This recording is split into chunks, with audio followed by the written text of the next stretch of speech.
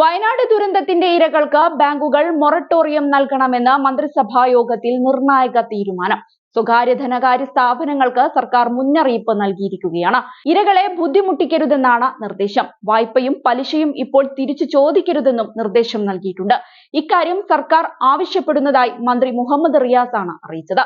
താൽക്കാലിക പുനരധിവാസം വേഗത്തിലാക്കാൻ മുഖ്യമന്ത്രി പിണറായി വിജയൻ നിർദ്ദേശം നൽകിയിട്ടുണ്ട്.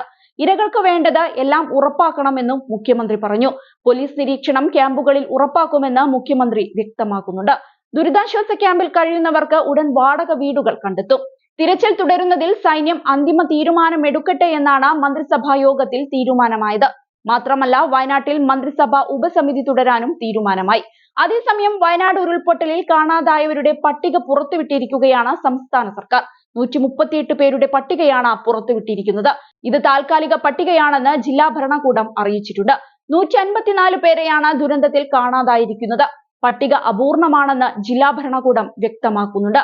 അതേസമയം ദുരിതാശ്വാസ നിധി സുതാര്യമല്ല എന്ന രീതിയിൽ വലിയ കുപ്രചരണമാണ് നടക്കുന്നതെന്ന് മുഖ്യമന്ത്രി പിണറായി വിജയൻ പറഞ്ഞു.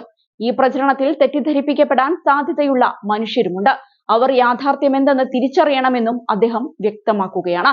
ദുരിതാശ്വാസ നിധി കൈകാര്യം ചെയ്യുന്നതുമായി ബന്ധപ്പെട്ട വിവരങ്ങളും അദ്ദേഹം പങ്കുവച്ചിട്ടുണ്ട്.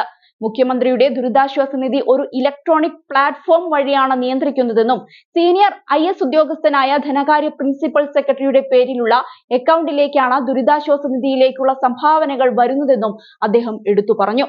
ദുരിതാശ്വാസ നിധിയിലേക്ക് അടക്കുന്ന സംഭാവനകൾ SBIയുടെ തിരുവനന്തപുരം സിറ്റി മെയിൻ ബ്രാഞ്ചിലെ അക്കൗണ്ടിലേക്കും മറ്റു പ്രധാന ബാങ്കുകളിലുള്ള പൂൾ അക്കൗണ്ടുകളിലേക്കുമാണ് നിക്ഷേപിക്കപ്പെടുന്നത്. ഈ അക്കൗണ്ടുകൾ വഴിയുള്ള ബാങ്ക് ട്രാൻസ്ഫറിലൂടെയാണ് പണം ഗുണഭോക്താക്കളിലേക്ക് എത്തുക.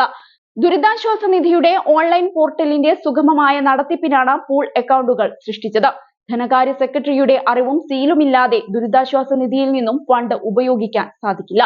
റവന്യൂ വകുപ്പാണ് ദുരിതാശ്വാസ നിധിയുടെ അഡ്മിനിസ്ട്രേഷൻ നിർവഹിക്കുന്നത്. അതായത് ധനകാര്യ സെക്രട്ടറിക്ക് സ്വന്തം താൽപര്യപ്രകാരം ദുരിതാശ്വാസ നിധിയിൽ നിന്നും പണം പിൻവലിക്കാനോ നിക്ഷേപിക്കാനോ സാധിക്കില്ല എന്നർത്ഥം. ഈ അക്കൗണ്ടുകൾ വഴിയുള്ള ധനകാര്യ കൈമാറ്റം റവന്യൂ വകുപ്പ് പ്രിൻസിപ്പൽ സെക്രട്ടറിയുടെ നിർദ്ദേശപ്രകാരമേ സാധിക്കുകയുള്ളൂ.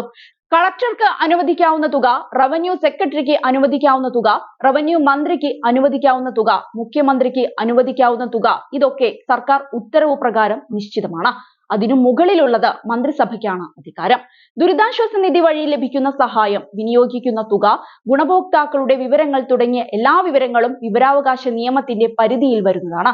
ദുരിതാശ്വാസ നിധിയുടെ വരവ് ചിലവ് കണക്കുകൾ പരിശോധിക്കാൻ നിയമസഭയ്ക്ക് അധികാരമുണ്ട്. ഇത്രയും സുതാര്യമായ ഒരു സംവിധാനത്തെയാണ് വ്യാജ പ്രചരണം നടത്തി മോശമായി ചിത്രീകരിക്കുന്നതെന്നും മുഖ്യമന്ത്രി വാർത്താ സമ്മേളനത്തിൽ പറഞ്ഞു.